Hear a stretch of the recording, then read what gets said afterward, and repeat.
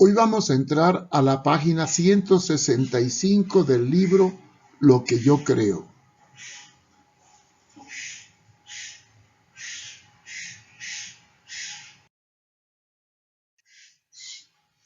Nuestro tema para hoy es la iglesia y la política, primera parte. Lo dividimos en dos partes porque es un tema muy extenso y muy profundo que lo vamos a analizar desde todos los ángulos y puntos de vista.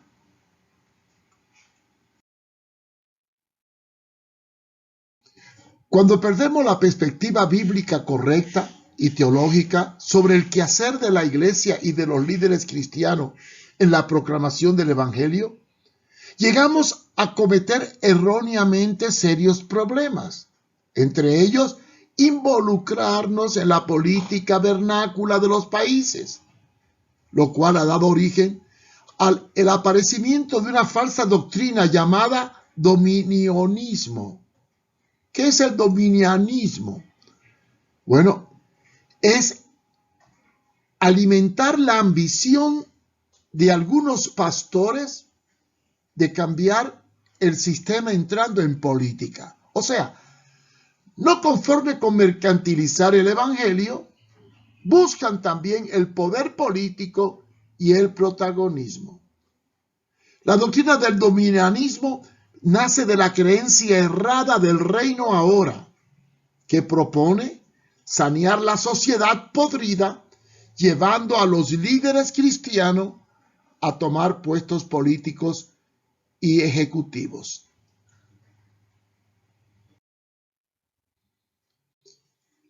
La historia se repite.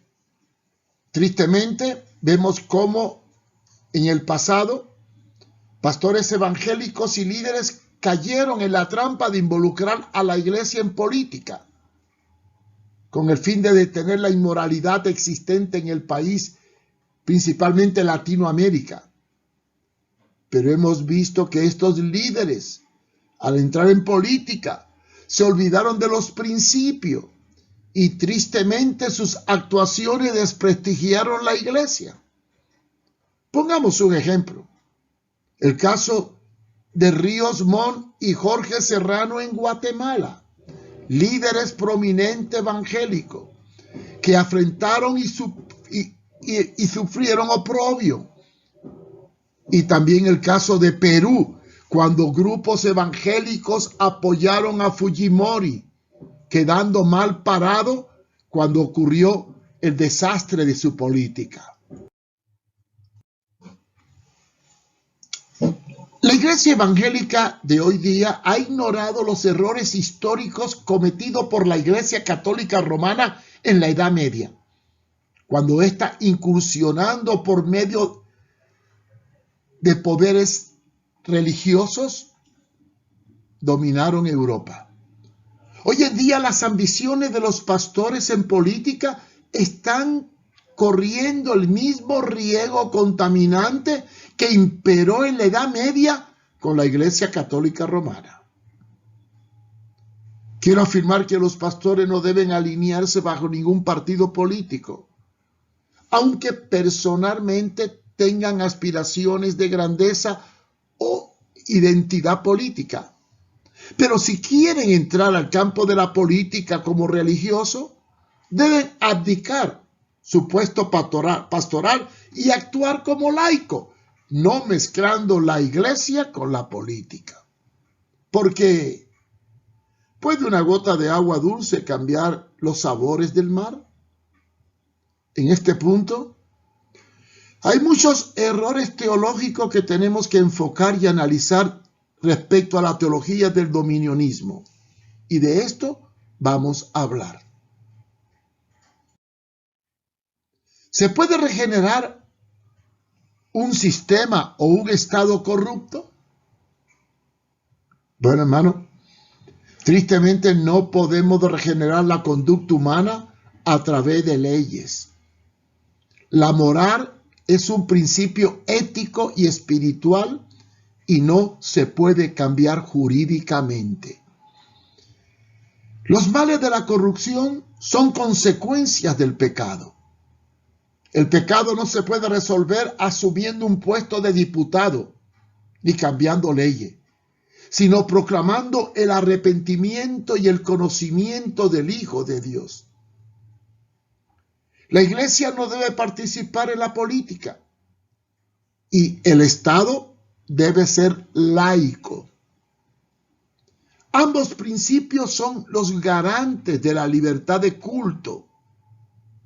Sin un nuevo nacimiento no hay un cambio profundo.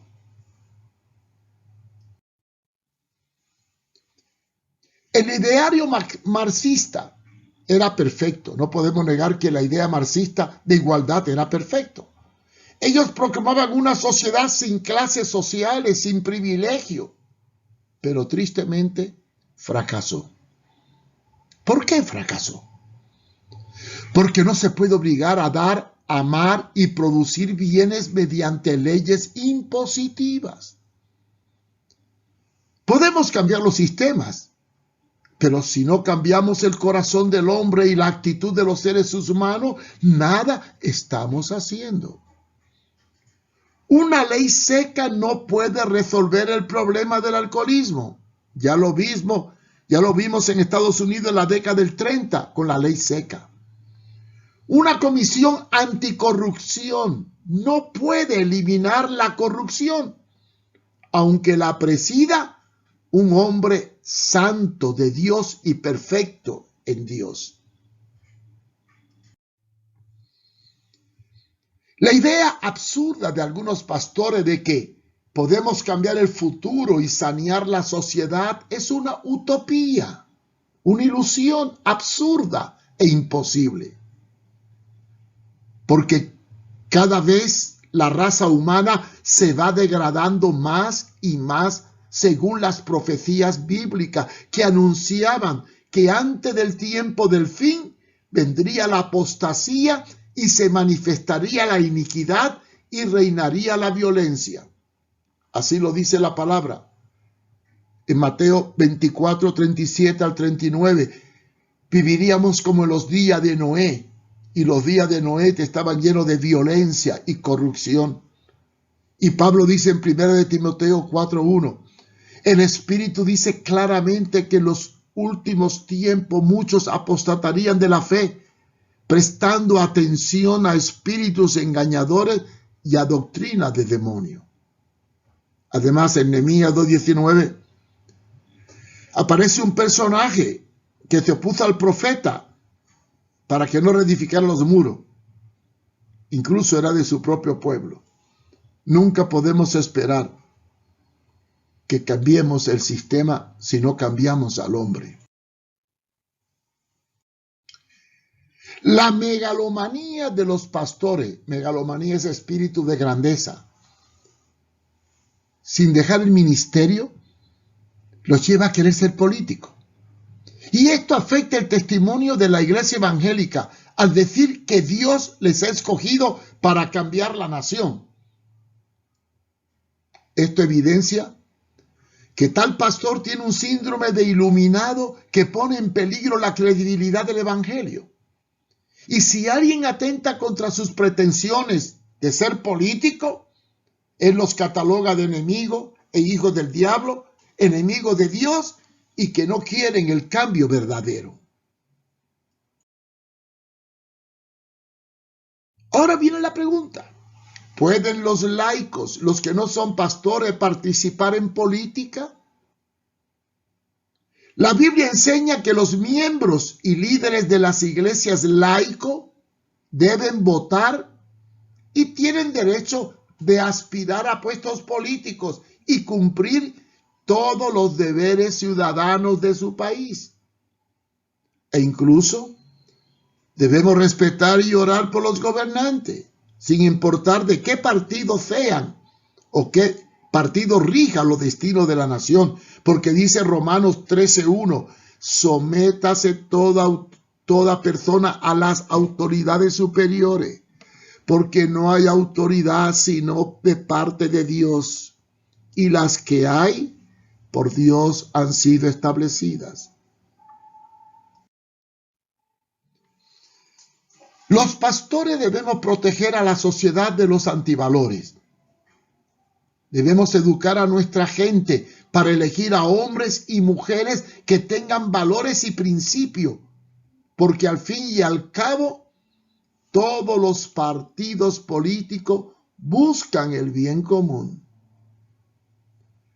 Muchos que defienden la politización de la iglesia, tristemente forman parte de una llamada red apostólica, los cuales se han infiltrado en todas las asociaciones de pastores e incluso en la Confraternidad Evangélica de Honduras para manipularla hacia la política y el espíritu de grandeza. Yo quiero hacer algunas preguntas. ¿Cómo podemos frenar el alineamiento religioso de algunos líderes en la lucha política? ¿Debemos quedar callados y dejar que las iglesias se contaminen en acciones políticas y mundanas por medio de pastores que tienen ambiciones de poder y grandeza? Yo jamás callaré ante aquellos que atentan contra los principios proclamados por Jesús. Y vamos a analizar de forma puntual por qué la iglesia y los ministros no deben andar en los caminos de la política y por qué defiendo el Estado laico. Tomen nota para que lo expuesto aquí no te involucre en asuntos que no te incumben, que no te pertenecen y que nos pueden causar descrédito.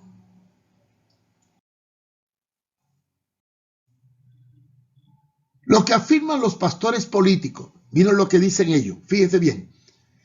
La teoría que esgrimen lo que defienden a los pastores inmiscuirse en política,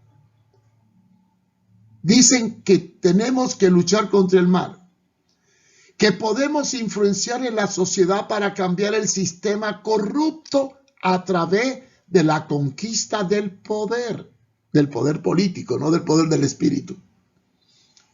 Estos han sido influenciados por una llamada teología de la guerra espiritual. ¿Qué es esa teología? Esa teología afirma que atando al hombre fuerte, entre comillas, Satanás, podremos conquistar el territorio.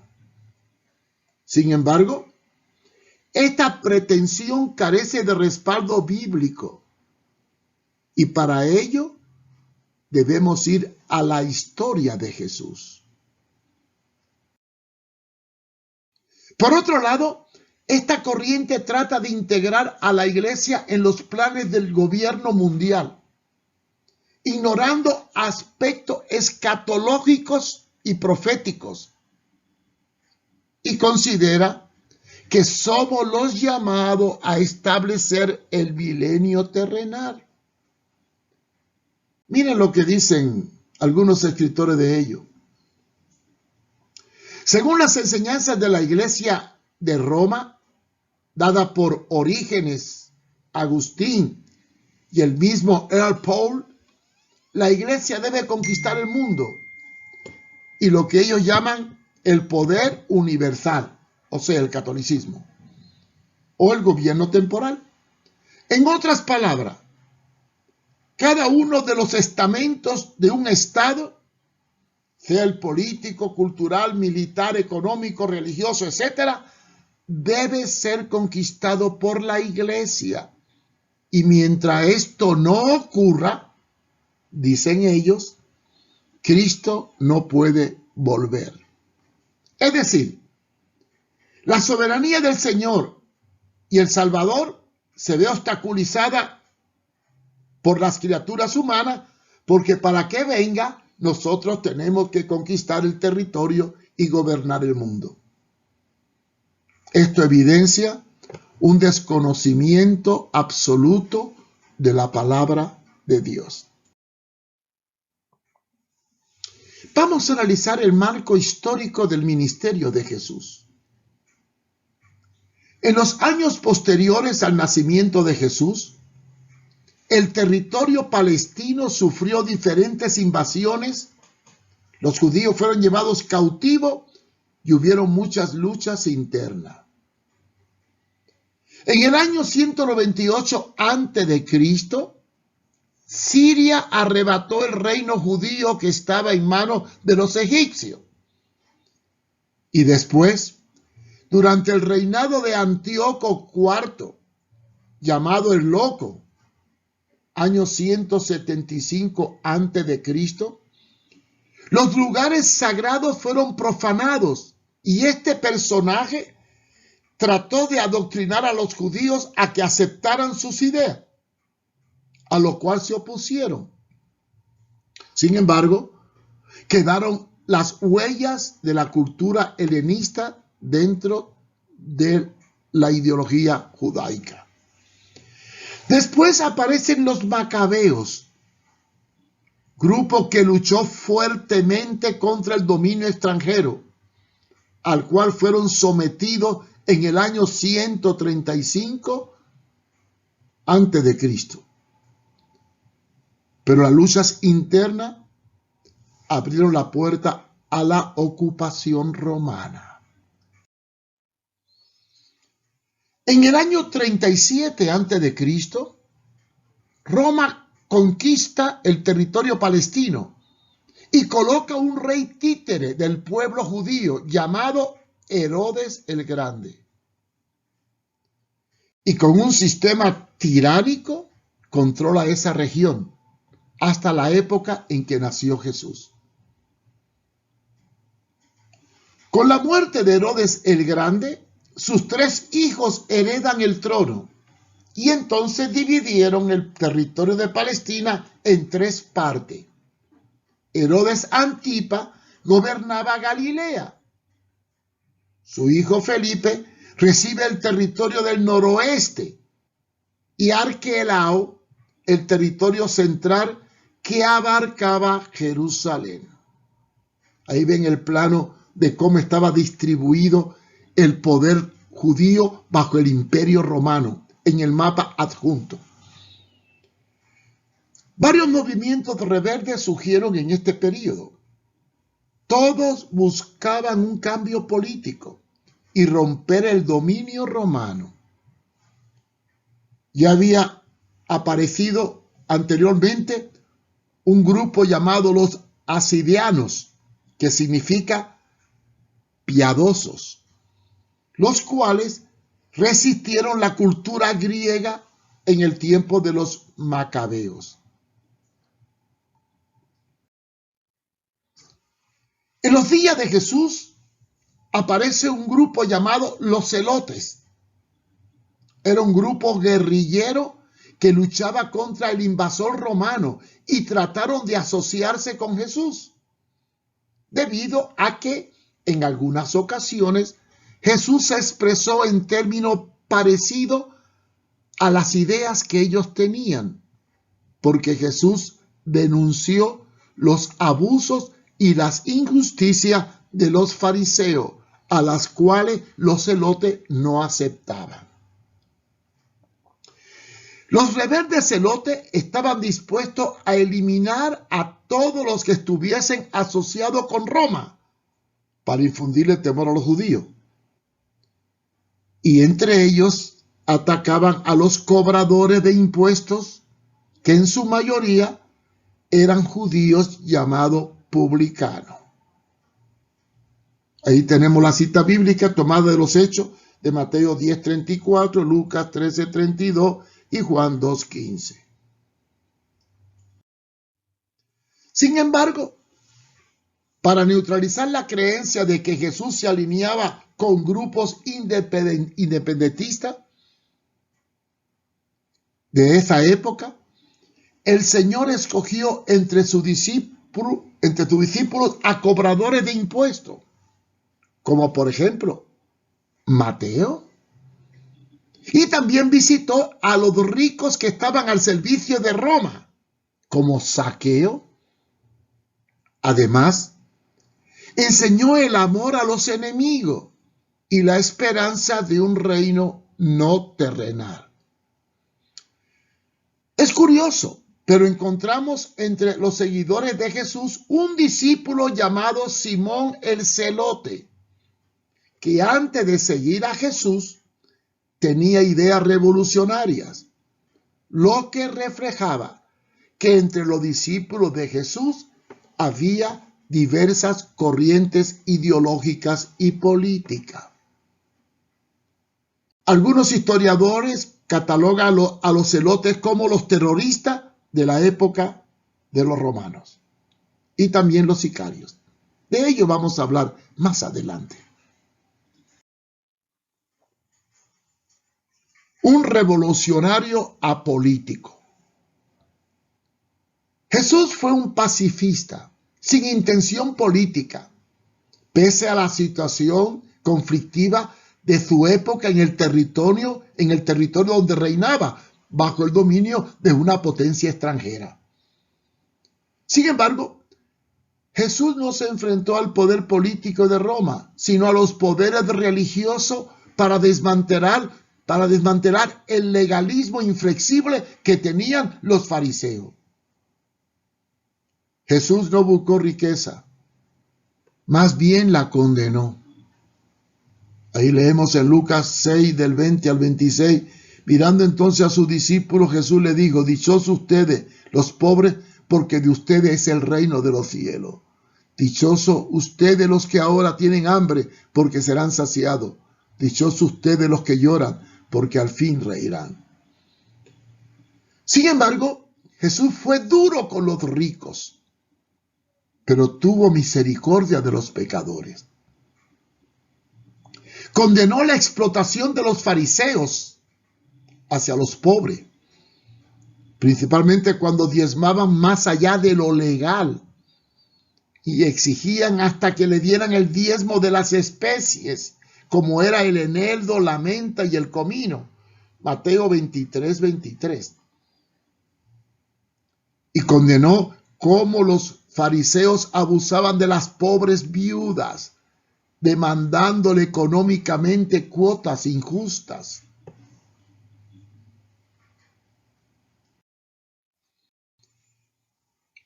Sobre el sistema dominante, el romano, Jesús pagó sus impuestos a Roma e incluso pagó aquellos impuestos injustos como el que le habían impuesto sobre el templo. Y es bueno leer Mateo 17, 24 al 27. Vamos a leerlo. Dice que al entrar él en casa, Jesús le habló primero diciendo: ¿qué te parece, Simón? Los reyes de la tierra, ¿de quién cobran los tributos o los impuestos? ¿De sus hijos o de los extraños? Pedro le respondió: de los extraños. Jesús le dijo: luego, los hijos están exentos.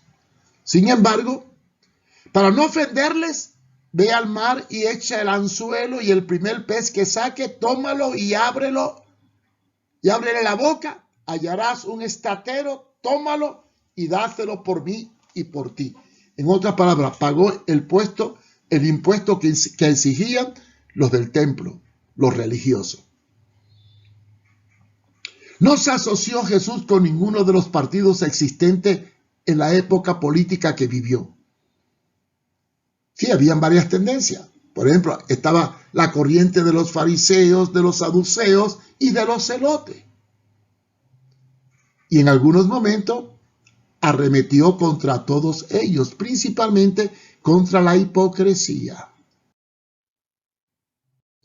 Vamos a analizar los partidos de la época de Jesús. Los saduceos. El partido de los saduceos era la clase acomodada, rica y noble, de donde proviene la mayoría de los sacerdotes establecidos en el templo de Jerusalén. Ellos estaban vinculados con los intereses del Imperio Romano. Se convirtieron en instrumentos de esto para sojuzgar a los residentes en Palestina. Los saduceos eran escépticos en cuanto a las enseñanzas oral de los fariseos y solo se limitaban algunos escritos de Moisés, por lo cual negaban el infierno, la resurrección, la inmortalidad y la vida futura. En otras palabras, los saduceos eran liberales, tolerantes, permisivos, que aceptaban el divorcio por cualquier causa.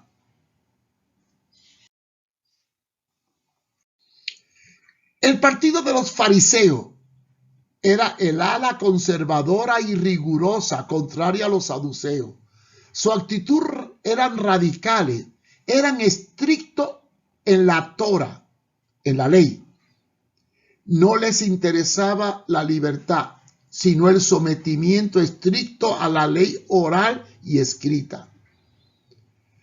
Operaban en Jerusalén y en las aldeas de Palestina a través de las sinagogas, siendo apoyados por los escribas, que formaban un grupo dentro de este partido.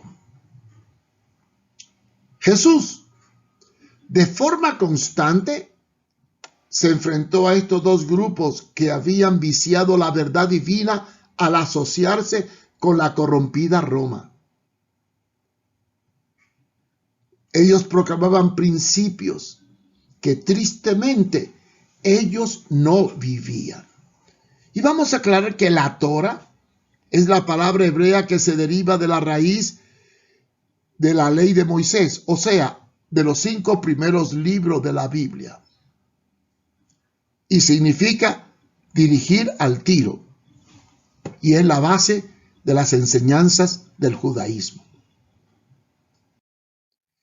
Después tenemos el tercer grupo, los celotes. Eran un grupo de resistencia al dominio extranjero. Algo así como unos guerrilleros o terroristas que luchaban contra el dominio romano en el territorio palestino. Ellos fueron la facción más violenta del judaísmo en esta época. Se enfrentaron en varias ocasiones a los romanos y también a las facciones de los fariseos y los saduceos, a quienes acusaban de tener celo por el dinero y aliarse con el invasor siendo traidores. El vocablo celota ha pasado a ser sinónimo de intransigencia o radicalismo militante. Algunos historiadores lo consideran como uno de los primeros grupos terroristas de la historia de la humanidad, que utilizaban el homicidio de civiles que colaboraban con el gobierno romano para intimidar al pueblo y disuadir a otros a que no sirvieran a Roma. Dentro del movimiento de los celotes había una facción o un grupo radical que se conocía como los sicarios, los cuales se distinguían por su particular virulencia y sectarismo al eliminar a personas determinadas. Hay la creencia histórica y popular de que Barrabás, que fue puesto en libertad por Jesús, era líder de este grupo, de este movimiento de celotes, y de su lucha terrorista se desprende el vocablo muy popular en nuestro tiempo de sicarios. Riquezas y poder político. Sabemos que el dominio y el poder económico y el ser rico nos lleva a adquirir puestos relevantes e incluso manipular aún el sistema religioso. Riqueza y poder van de la mano. Y esta era el arma más poderosa del diablo para destruir y corromper a los ministros. En la tentación a Jesús, Satanás le ofreció estos dos ingredientes a Jesús para que le adorara: poder y riqueza. Mateo 4, 8 y 9. Dice: de nuevo le tentó el diablo llevándole a una montaña muy alta y le mostró todos los reinos del mundo y su esplendor y le dijo: todo esto te daré si te postras y me adoras. Jesús sabía que transformar las estructuras del poder político tenía que combatir el deseo de riqueza como meta, pues los males de la pobreza proceden de las riquezas injustas. No se puede enseñar el desprendimiento y la entrega y la dependencia a Dios si no dejamos a un lado nuestro sentido de querer tener para poder ser. Un cuestionamiento que hacen los defensores de la teología de la prosperidad y de la conquista del poder es que Jesús era rico. Y yo pregunto, ¿fue Jesús rico como dicen algunos? Veamos. Jesús nació, vivió y murió pobre. Condenó la ambición y el poder económico para formular la felicidad. No podemos negar lo que dice el doctor Donald V. Craven cuando escribió lo siguiente: los factores económicos sí moldean poderosamente la forma en que vemos las cosas. Así pues, nuestra billetera con demasiada frecuencia mueve nuestras creencias. Esto contradice el patrón bíblico. Nadie puede negar que para ocupar un puesto político, lo único que necesita es mucho dinero que lo financie. Y el que maneja el dinero tiende a manejar también la política. Las bases del Evangelio descansan en una separación de iglesia y Estado, porque Jesús enseñó que debemos esquivar todo aquello que envuelva ambición y poder.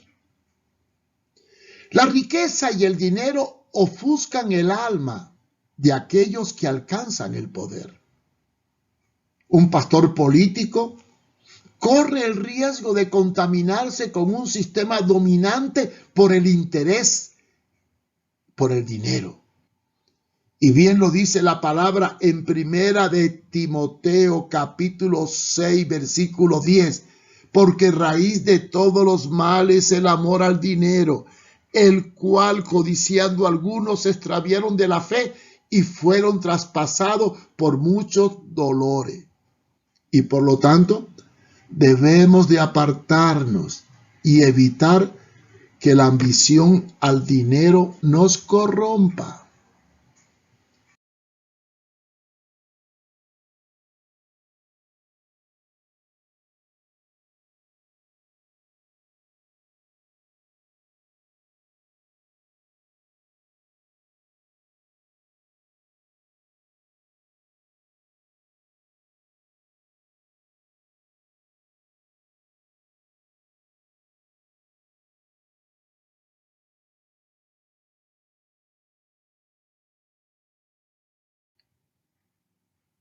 Jesús dijo: no podemos servir a dos señores, refiriéndose a Dios y a la riqueza.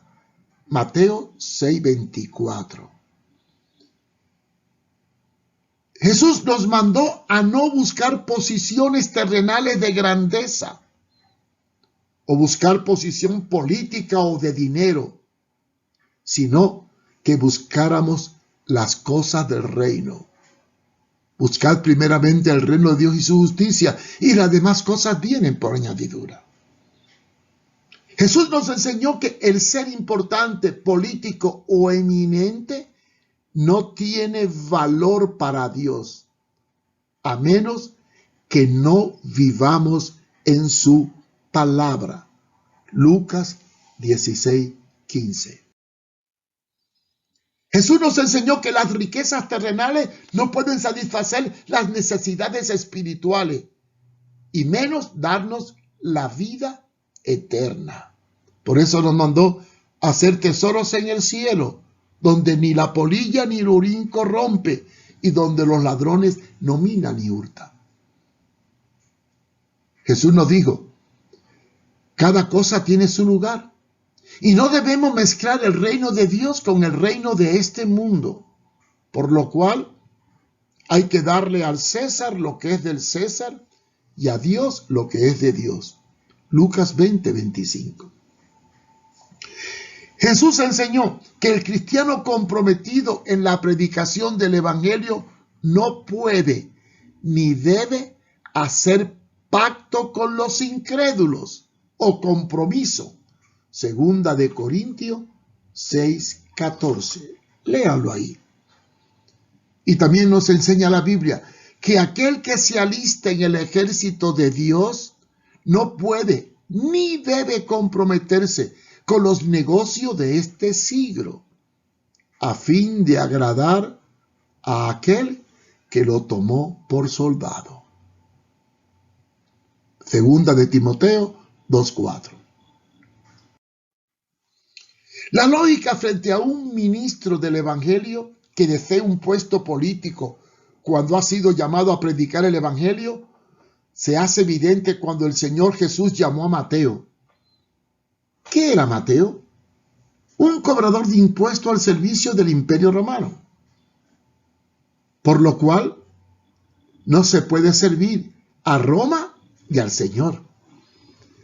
Y Mateo tuvo que dejar su puesto político para ser un siervo de Jesucristo, al cual Jesús le dijo una sola palabra: sígueme, sin darle otra opción o promesa. Mateo 9:9. El principio del Evangelio descansa en un reino dentro de otro reino. Este es el principio más importante de la proclamación del Evangelio, el concepto del reino. El contenido teológico de esta proclama establece que Jesús vino a establecer un reino dentro de otro reino. Esta fue la clave y el centro de la predicación en todo el Nuevo Testamento y aparece muchas veces en los 4 evangelios la palabra reino. Búsquela para que vea. Había que proclamar una luz en medio de las tinieblas, por lo cual, desde el marco doctrinal del Evangelio, existen 2 reinos, el de la luz y el de las tinieblas. Uno es el reino de este mundo, cuyo príncipe y gobernador es Satanás.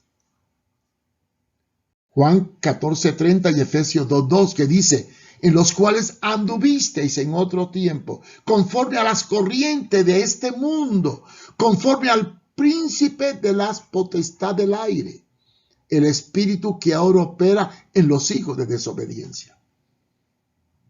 Y hay otro reino, diferente al de este mundo, el reino de Dios, cuyo príncipe y gobernador es Jesucristo, a quien Dios le ha hecho Señor o Kyrios, soberano, y Cristo, ungido, y cuyo reino es eterno y comenzará cuando el orden actual deje de existir. Por eso dice Filipenses 2:11, y toda lengua confiese que Jesucristo es el Señor, para gloria de Dios el Padre. Juan el Bautista inicia su ministerio preparando el camino del que habría de venir, anunciando que el reino se ha acercado a nosotros. Una vez que Jesús entra en escena, Juan proclama la llegada del reino de los cielos a la tierra. Lentamente, Jesús define en qué consiste este reino, por lo cual rompe con la idea de proclamar un reino terrenal. Esto fue lo que frustró a Judas Iscariote, el cual al principio creía que era un reino terrenal, pero al final comprobó que no era un reino terrenal, y entonces lo traicionó. Pero no solo Judas, incluso algunos discípulos no entendieron la magnitud de este reino hasta que Jesús muere y resucita y se manifiesta en Pentecostés.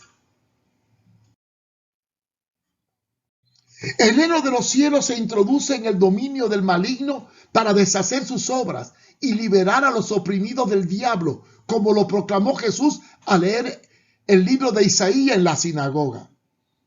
El Espíritu me ha enviado para dar libertad a los pobres, a los quebrantados, a los cautivos, a los oprimidos, a predicar el año agradable del Señor. Esta es la proclama de Jesús. Id y hacer saber a Juan las cosas que oís. Los ciegos ven, los cojos andan, los leprosos son limpiados, los sordos oyen, los muertos resucitan, y a los pobres es anunciado el evangelio. Este es el querigma, la proclama del reino de Dios. En ningún momento existe una pretensión política partidista de parte de Jesús. Ni tampoco se menciona establecer un reino en la tierra, sino un reino en los cielos. Porque Él venía para preparar en un futuro un nuevo reino. Y cumplirse así las profecías que iba a reinar con su pueblo Israel por 1000 años. Para establecer un verdadero reino celestial en la tierra. Anunciado por Daniel en el capítulo 7, versículo del 13 al 14. Y el cual es ratificado en Apocalipsis en el capítulo 20, versículo 4 al 6, donde se habla del cielo nuevo y la tierra nueva. Es un error tratar de influir en este reino terrenal para sanearlo desde la perspectiva política, en donde la iglesia trata de hacer lo que solo Jesús podrá hacer y realizar cuando venga por segunda vez y tome el control del reino terrenal para atar a Satanás por 1000 años y gobernar con su pueblo. Esto es todo por hoy. Continuaremos la segunda parte de esta enseñanza, porque al ser muy profunda, seguiremos en una segunda parte. Dios nos bendiga.